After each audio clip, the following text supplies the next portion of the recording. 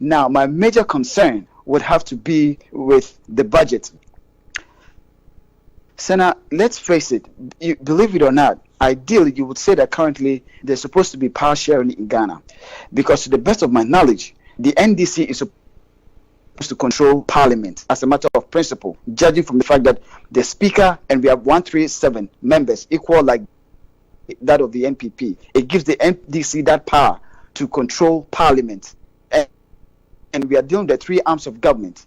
And if you have parliament under the authority of your opponent, that is a strong power that can be used in any shape or form to the advantage of your opponent. So for the NDC control parliament, it gives them that authority to decide the fate of the NPP. The NDC can choose to be very political, like the way the NPP currently is, and then deal with them, or they can choose to say Famanyami and let some level of conscience and listen to some voice of reasoning that couldn't see what was going on at Supreme Court, but rather when it gets to the point where the NDC would want to be political, they want to come in and say a word, to compromise our leadership. Here we have the budget coming up. As a member of the NDC, if I were to be a member of parliament, what I would do, like I always say, is that I'm going to look at the NDC's manifesto, because that was the principle, that was the Bible that we all wrote on to get to parliament.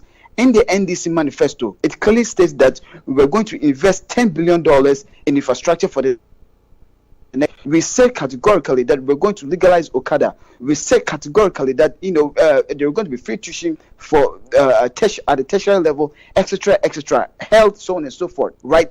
These will be the things that I would want to see as a matter of principle, as a social democratic. If the budget does not address these things, there's no way I would approve the budget. And therefore, I would suggest, humbly, even appeal to our members of parliament, that when the budget does not meet what we wrote on to get to parliament, or what the NDC believe in, or the social interventions that will bring relief to the good people of Ghana, they should not approve the budget. They should shut down the government. And there's nothing wrong in shutting down the government. Basically trying to tell the government that go back and bring a more ambitious budget so that we can discuss or debate it. We want to see a budget that, for example, if I am a member of parliament for Medina, I would want to see how much you intend to invest in infrastructure in Medina, in terms of roads, in terms of employment, in terms of energy, in terms of healthcare, in terms of education, etc. I would want to see those things in, and how my people will benefit. If it will not benefit my people directly, there's no point of me endorsing the budget. It will make no sense for me to endorse something that I know that it will not inure to the benefit of my people. There has to be equity, but most importantly, it has to be ambitious. And therefore, if it does not satisfy the people's manifesto that we wrote on as a matter of principle to parliament, and they present any other budget that will seek to empower other areas than others, there's no point in endorsing the budget. Return the budget, shut down the government, and tell the government to go and bring a more ambitious budget for further discussion. And it will not be the first time it's happening in the world. In the United States, the government is shut down all the time.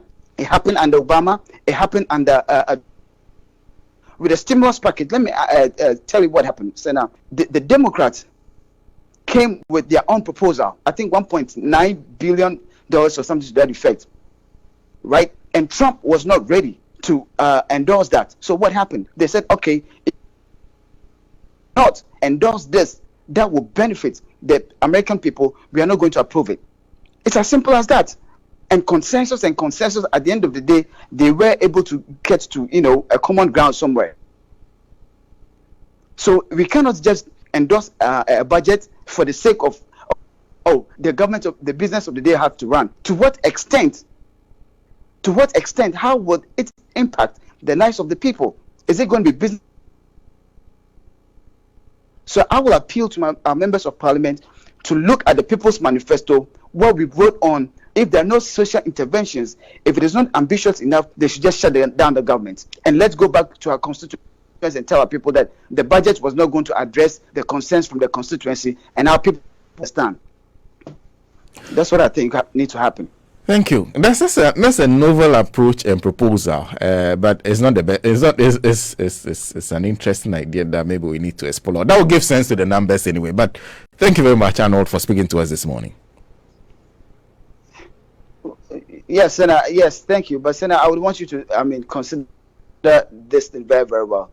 Okay, you don't just pass budget for the sake of passing sake. It needs to have effect on the people. Okay, it needs to yield result. It has to be ambitious. It has to be it has to be progressive. If you endorsing a budget that at the end of the day will not represent your people, what's the point? What is the point? Can you imagine the NPP having that authority that we, the NDC, have today, what they would have used for? Please.